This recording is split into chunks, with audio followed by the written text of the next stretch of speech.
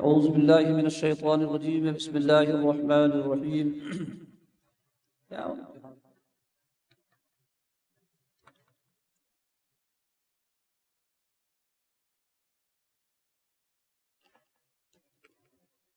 وَاذْكُرِ اسْمَ رَبِّكَ بُكْرَةً وَأَصِيلًا وَمِنَ اللَّيْلِ فَاسْجُدْ لَهُ وَسَبِّحْهُ لَيْلًا طَوِيلًا صدق اللہ العظیم ان اللہ وملائکتہ یصلون علی النبی یا ایھا الذین آمنوا صلوا علیہ وسلموا تسلیما اللهم صل علی سیدنا مولانا محمد وعلى آل سيدنا مولانا محمد وبارك وسلم صلاة وسلام عليك يا حبيبي يا رسول الله صلی اللہ تعالی علیہ وسلم۔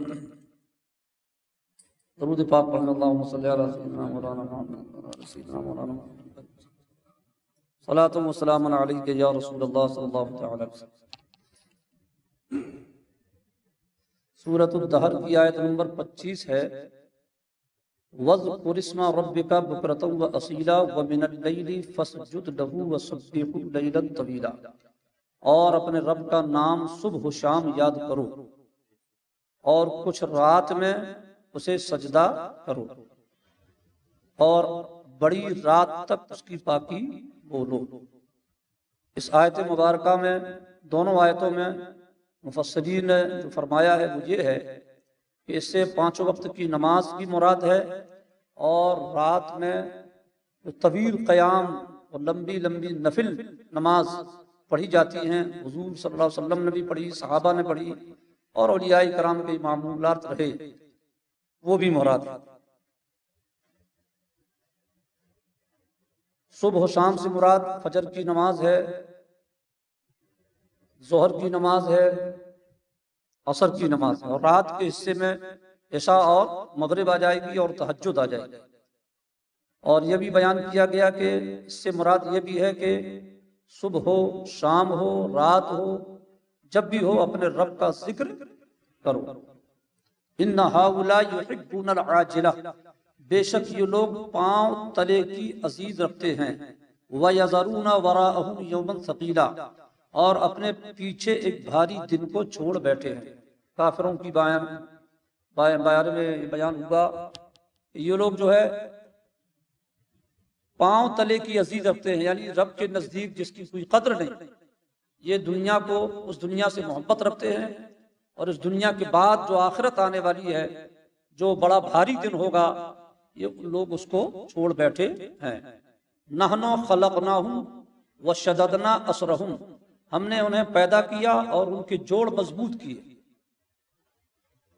ہم نے انہیں سے مطلب پورے انسان، ہم نے انہیں پیدا کیا اور ان کے جوڑ مضبوط کیے۔ جوڑ سے مراد یہ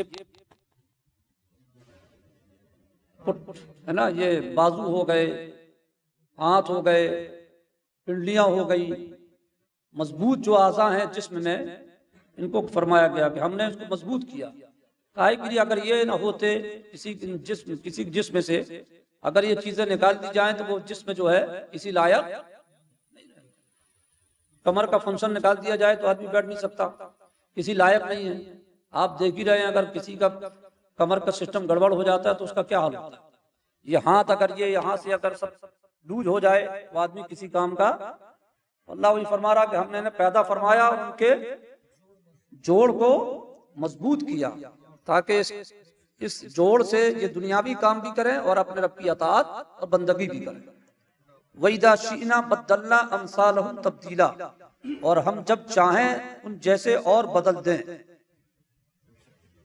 ان کو ہٹا کر کے دوسری مخلوق لا کر کے رکھ دیں۔ إِنَّ هَٰذِهِ تَذْكِرَةٌ، بے شک یہ نصیحت ہے۔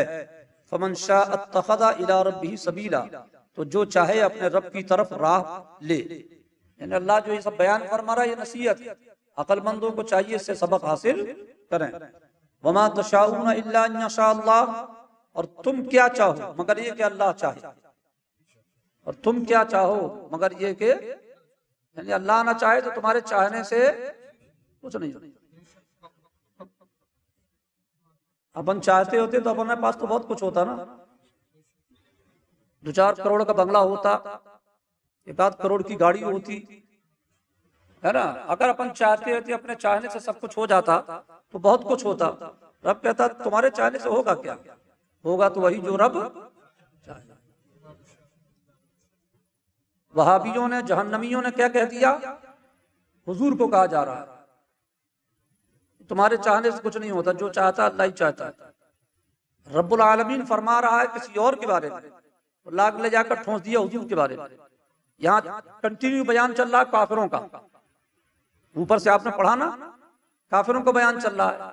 مطلب یہ کہ کافروں کا چاہنے سے کچھ نہیں ہوتا، چلو انسان کے چاہنے سے بھی کچھ نہیں ہوتا، مگر اس سے دلیل تم یہ بنا دو کہ حضور کے چاہنے سے کچھ نہیں ہوتا. یہ تو منافقانہ اور جہنمیوں والا کردار ہے نا. حضور کے چاہنے سے تو بہت کچھ ہوتا ہے. ذرا بیماروں کے تو نہیں، ذرا دمداری سے بولیے ذرا، ہے نا. حضور کے چاہنے سے وہابیہ جہنمیہ نے سنا نہیں کہ حضور کے چاہنے سے تو قبلہ بدل جایا کرتا ہے. حضور کے چاہنے سے تو قبلہ بدلا ہے، اور حضور کے چاہنے سے وہ عمر فاروق اعظم جو تلوار لے کے نکلے تھے قدم مصطفیٰ پہ قربان ہوتے نظر آ رہے ہیں. تو حضور کے چاہنے سے بہت کچھ ہوتا ہے. سورج الٹے پاؤں پلٹے، چاند اشارے سے ہو چاک، اندھے نجدی دیکھ لے قدرت رسول اللہ کی. اندھے نجدی دیکھ لے قدرت رسول اللہ کی. تو یہ ہے سنیت، یہ ہے غلامان رضا کی باتیں، یہ ہے غلامان غوث و خواجہ کی باتیں. مصطفیٰ کے چاہنے سے بہت کچھ ہوتا ہے. عام لوگ، ہم جیسے لوگوں کے چاہنے سے کچھ نہیں ہوتا ہے. غوث اعظم چاہ لیں تو مردہ زندہ ہو جاتا ہے. سینکڑوں ہزاروں واقعات اپن نے سنے ہیں. خواجہ صاحب چاہ لیں تو مردہ زندہ ہو جاتا ہے.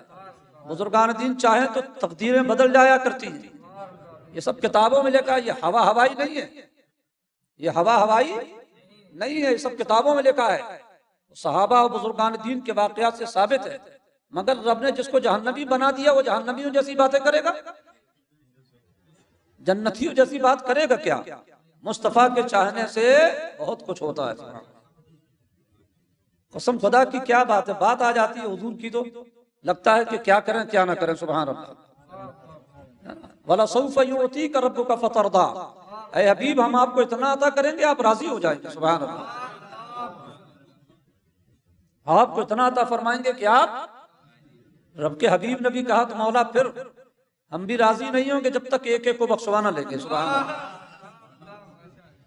یہ تفسیریں اٹھا کر کے دیکھو. 10 بیوی کی کہانیوں کی کتابوں میں نہیں لکھی کہ جس کی کوئی حیثیت نہ ہو. یہ تفسیروں میں لکھا ہے کہ مصطفیٰ کے چاہنے سے بہت کچھ ہوا کرتا ہے. اللہ تبارک و تعالی مسلک اعلیٰ حضرت پر قائم رہنے کی توفیق عطا فرمائے اور ان برے لوگوں کے سائے سے بھی بچنے کی توفیق عطا فرمائے. ان کے پاس بیٹھنے سے سب سے پہلے محبت رسول ختم ہو جاتی ہے.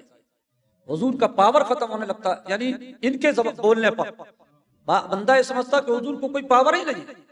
حضور بے اختیار سب سے پہلے یہی اتارتے ہیں ذہن میں، جو چاہے خدا چاہے، مصطفیٰ چاہنے سے کچھ نہیں ہوتا.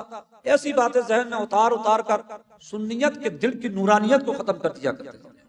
اس لیے ان کی صحبت اچھی نہیں ہے.